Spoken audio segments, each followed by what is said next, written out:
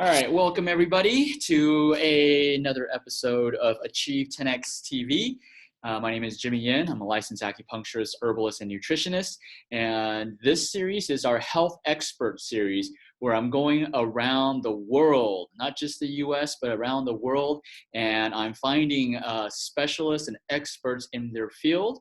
And today I'm super excited to have an expert and an acupuncturist who specializes in sports performance. And this can be for athletes or weekend warriors. Jon Kukor. Am I Kukor, or am I saying your last name? Yeah, no, you're perfect. Yeah, Kukor. All right. So Jon, why don't you introduce yourself? Thank you, Jimmy. So yes, as you said, my name is Jon Kukor. I'm out of Orlando, Florida. The topic here today that I'm really excited you invited me to talk about is acupuncture for sports performance. Personally, I have a lifelong addiction / interest in athletics. I've been very active throughout my life, so I know firsthand the benefits of this. And I just kind of want to talk about some experiences, some of the things that I've seen that just regular people maybe not know of.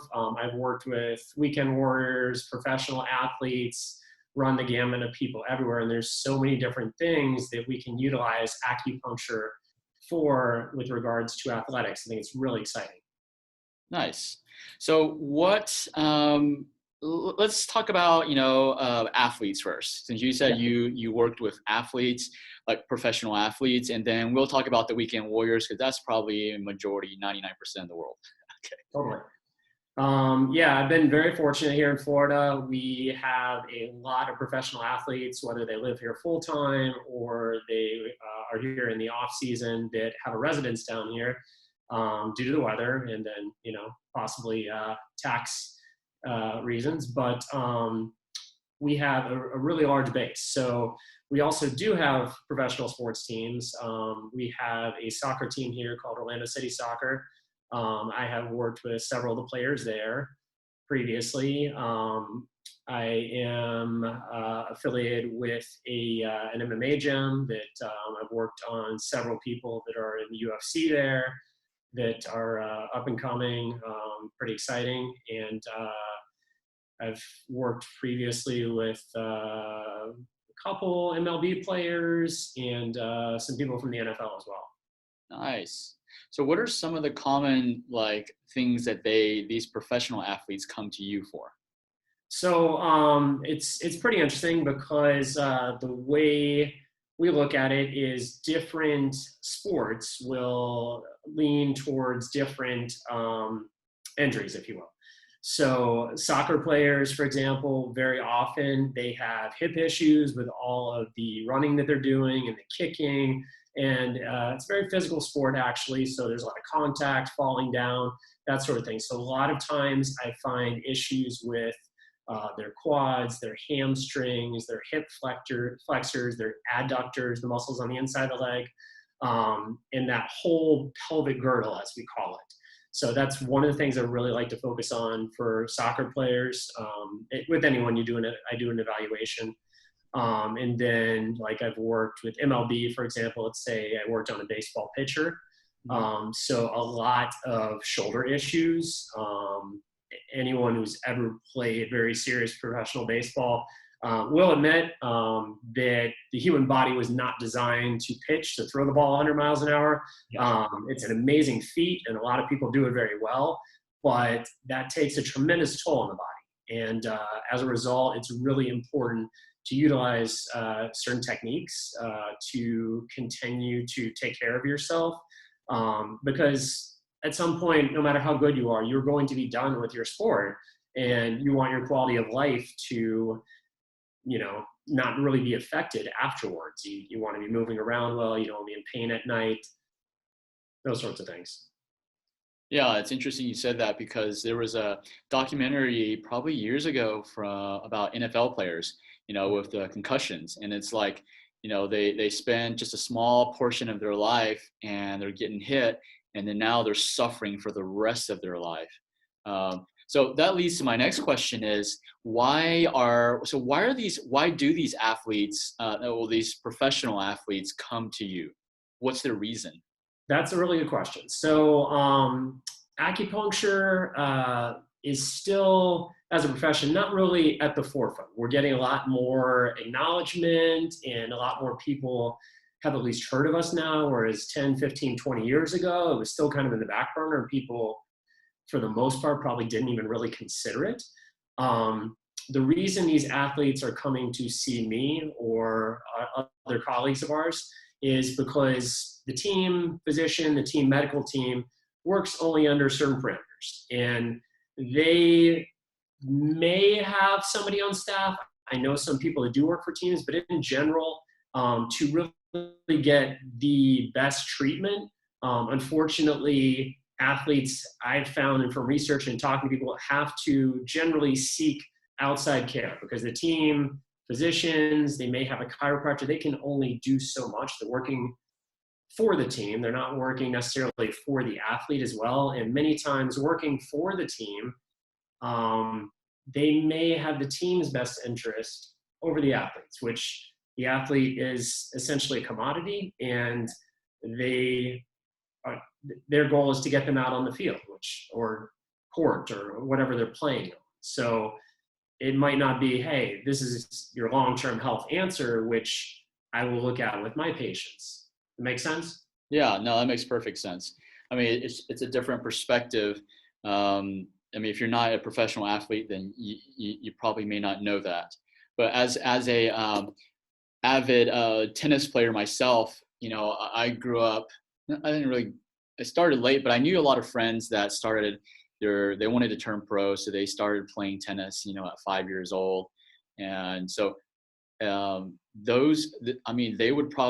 should, based on what you just said, use acupuncture as a way to maintain their health, because like in the tennis, professional tennis, even if they get sponsored, it's not like they get sponsored for their health. They're responsible for their own health, right? So that's kind of the bridge. So you talked about professional athletes. Then now let's talk about the athletes that want to be professional. What should they do in that situation? Yeah, great question again. So if you are a high level athlete, let's say you haven't made it pro, maybe you're a high school athlete, maybe you're a college athlete, something like that.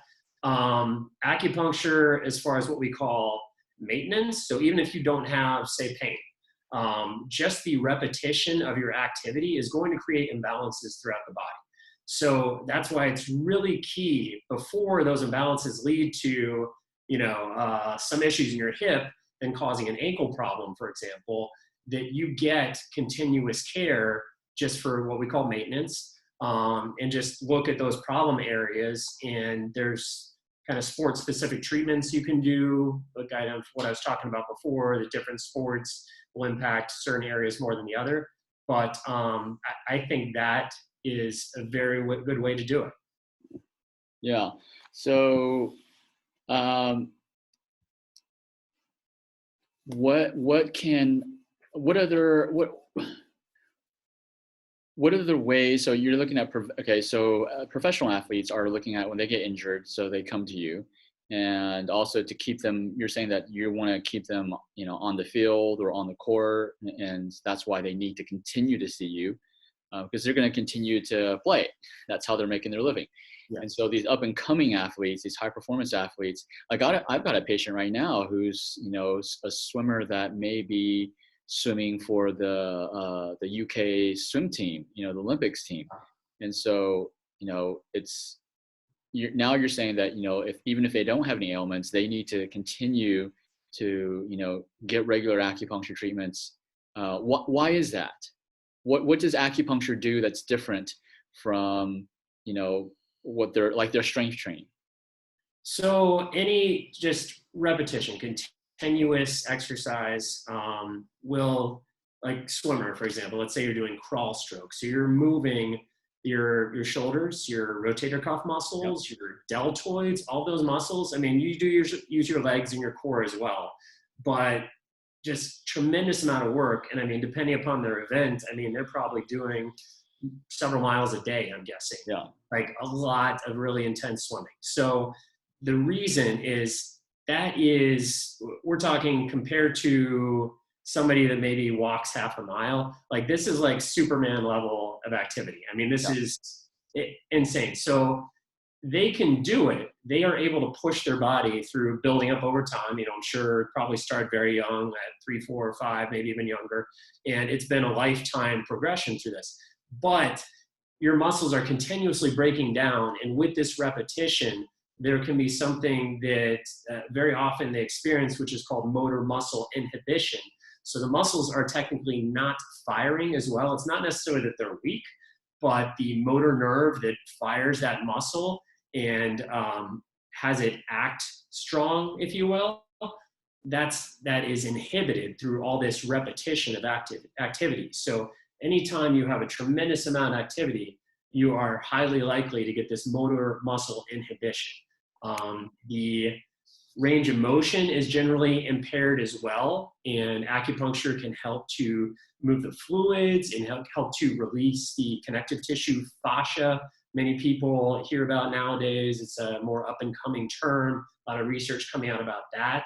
Acupuncture can help to relax these things and help to open it all up, and different even than just going and doing stretching, for example.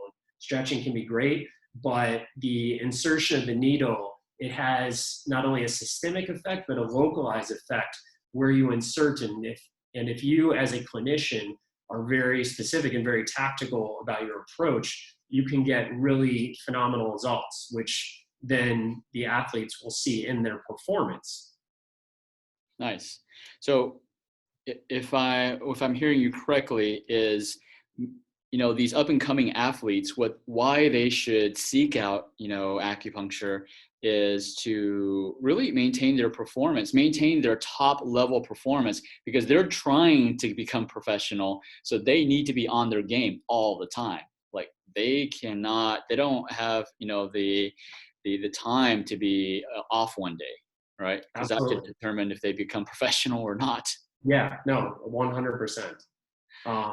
Here's the thing. I mean, like a lot of people probably don't realize this either, but so professionals, and I think pretty much across the board, doesn't matter who you are, what sport, but pretty much every professional that I've talked to about this, if you are on a team sport, you get injured, there's a guy right behind you who's there, like ready to take your spot, and you lose your spot, like that could be a lot of money, and then you got to fight to get it back. So you don't want to take any time off. You want to be there as much as you can. You don't want anyone to forget how well you performed in the past, because that only lasts so long before it's guy right there behind you that's coming in and getting it. And like you touched on with an up and coming athlete, I mean, you have to really work to get your foot in the door and to get noticed and get that recognition. So once you get in, you don't want to be there and be like, oh, now I'm not here anymore. And then you're already out the door as soon as you got in.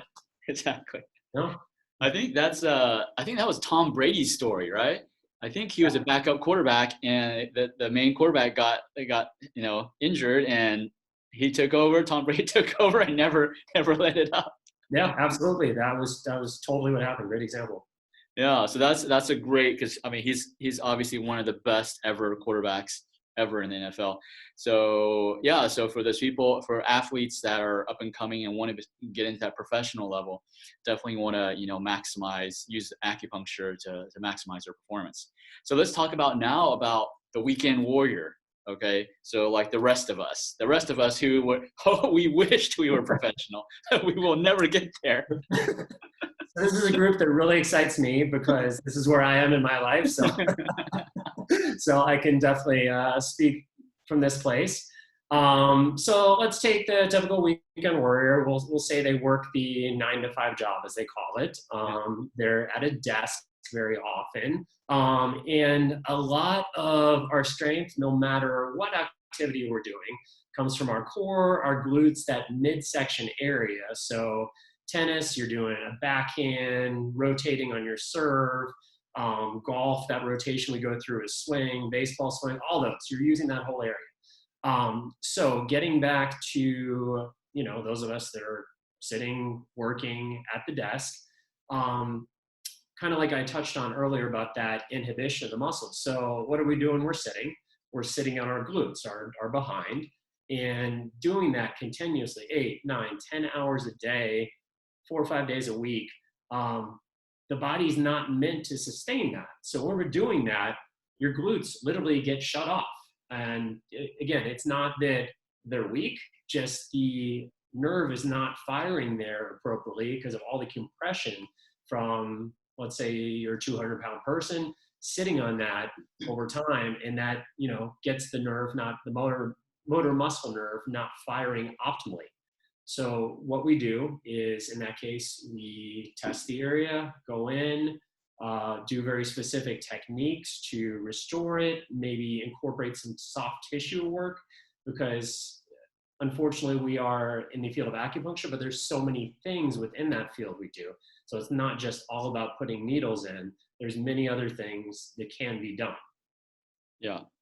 And we'll talk about, and I'll have you talk about that in a second. So you mentioned, so sitting, so most people are sitting, 8 to 10 hours. Like my wife, she's a CPA, so she'll sit 12 hours a day.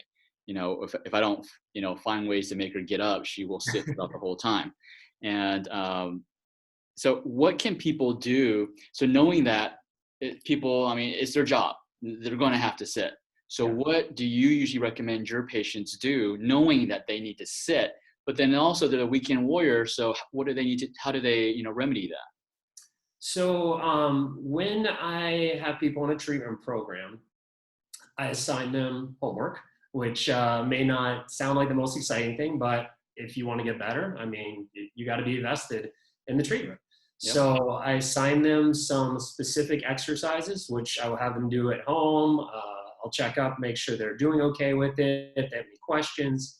But additionally, what they can do, and I know I've worked in the corporate environment previously, so it can be easy to get caught up and forget about this, but you can set a little timer every hour. Just get up for 2, 3, 4 minutes, just walk around a little bit just to release some of that compression that's going on.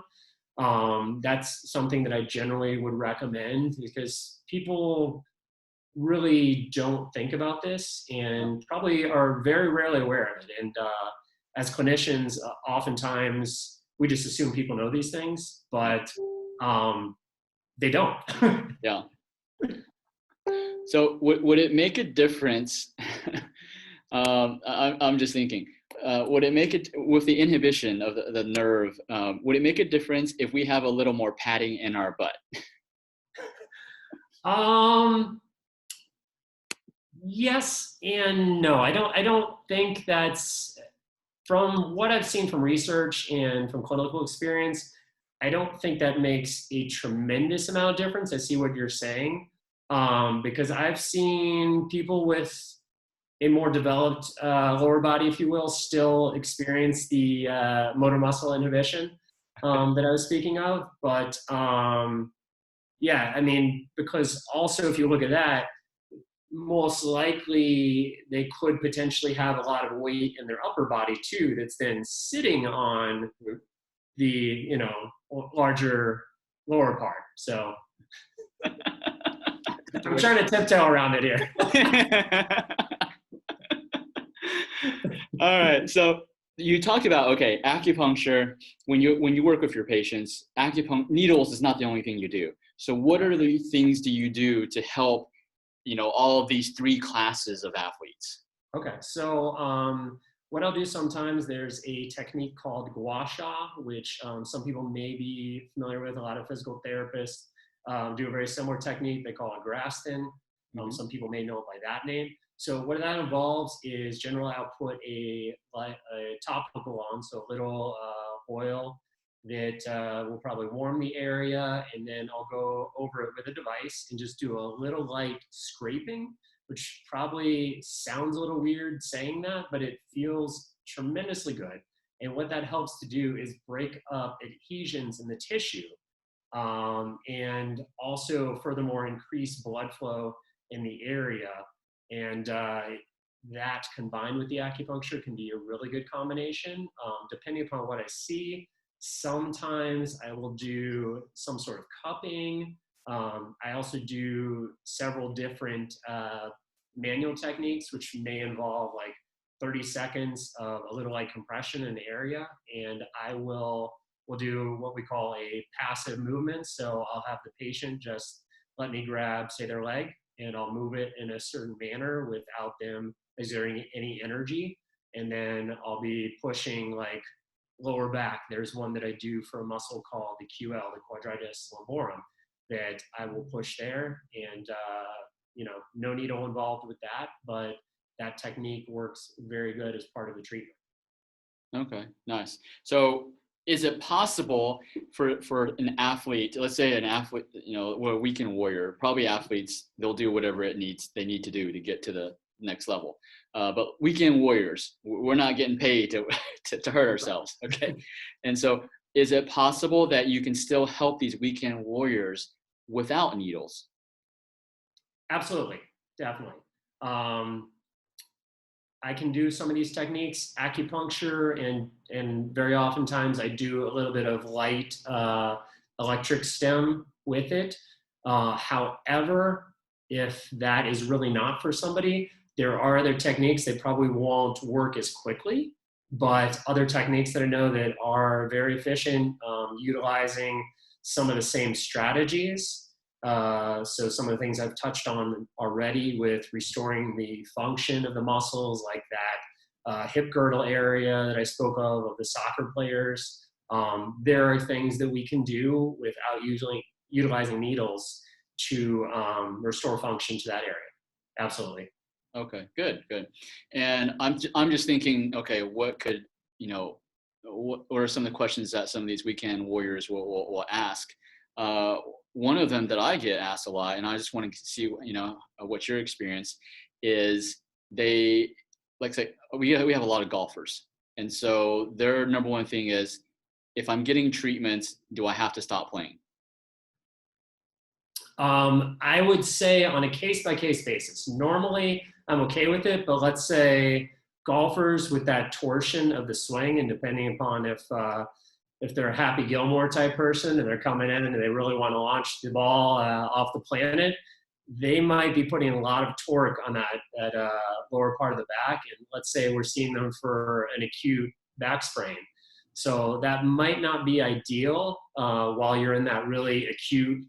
So meaning, boom, you're 10 out of 10, like it just came up. This is not a long-term problem. This is something that just really spiked up. So in that acute phase, it might be necessary to cut back for a little bit. We would do an evaluation and that would dictate which course we take. But oftentimes people can continue their activity, especially the weekend warrior types, and receive treatment. Okay, nice. And the next question that people will ask is, how long will it take to get results? How long will they, start to see some improvement? So as far as that,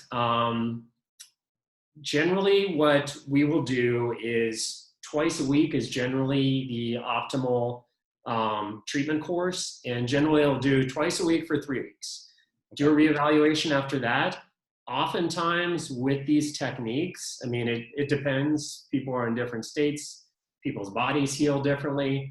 But oftentimes people will see really phenomenal results well within that period. But just the nature of how soft tissue heals in the body, it's important to stay that course. Because even if you're feeling better, there's still this process that the body is repairing itself. And so that can go two different ways. People can feel really good and say, oh yeah, I'm back to 100%. Yeah. And then boom, we're back to square one because they've re-injured themselves because they feel so good. They forget they're still recovering from injury. Or, we don't get enough treatment in that they get better, but then, we only do 2-3 treatments. And then that actually isn't enough, even though they feel better, because we got rid of the pain, we started restoring function. We still need to help the body along during this soft tissue recovery phase. And if we stop too early on that, then we plateau and we don't achieve, the apex, the top area that we really want to hit to get them to their best spot. Okay. So let's say that, you know, you've helped them get really great results. They feel great. Um, you know, then some people say, oh, you know, even, you know, when they feel great and they're actually playing and they're going back to their sports and they're playing, no problems. Do you stop right there? Because most patients will say, well, I'm good. I'm good to go. I'm playing. I'm back to doing it. You know, I don't need to come anymore. Right. Yeah, and that's I find that can be the perception. And again, it might be our fault as practitioners because we just assume patients think, oh yeah, they know, but that's not really the case. So they're going to continue their sport, and most likely, a lot of sports, if you're doing it very regularly, you're going to get an injury. That's just part of sports. So going into a maintenance phase after that, after we take care of the injury, and that could be depending upon how intense they're doing it, and just their overall makeup. It might be something like come in once a month. It might be come in once every 2 months. It really depends. We evaluate on a case by case basis. But yes, staying with a consistent treatment plan, and then, looking at how that can help you to stay in the game. Yeah. So let me summarize what you just said. So basically for these weekend warriors, you know, you're going to help them get them to where they want to be. And where they, you know, as the patient, they're going to feel great. They're going to be playing their sport again. But you recommend that they continue the treatments because almost similar to those professional athletes is the key is to keep them playing. And the maintenance treatments will really help them either keep them playing at a high level, or maybe even help them if they do get injured, they'll be able to recover a little faster, right? Yes, yes, absolutely. Okay, awesome. All right, John, we're coming down to the end. Wow. Is there yeah, I think it goes by fast. Super quick, yeah. So any last words that you would like to share? Yeah. So one other thing that really think is important to touch on is kind of the old saying, "You are what you eat." Yeah. And I find a lot of athletes, are, let's say, in their early mid 20s, maybe 30s, especially if they're a high level athlete. And I know I was probably guilty of this at that age, but they don't really understand. So you go to McDonald's a few times a week, you're putting like literally something with next to no nutritional value in your body, like absolute garbage. And No. that goes to a cellular level, that goes throughout your body to all your body fluids, your blood, everything that lubricates your joints. It is all nourished by the food that we put in our body. So that, and then also the way as practitioners of traditional Chinese medicine, we have the ability to look at foods and very specific properties and influences that foods can have on the body is something really cool that I think we bring to the table. I know we don't really have time to go in depth on that. I mean, that could totally be a different video just on itself.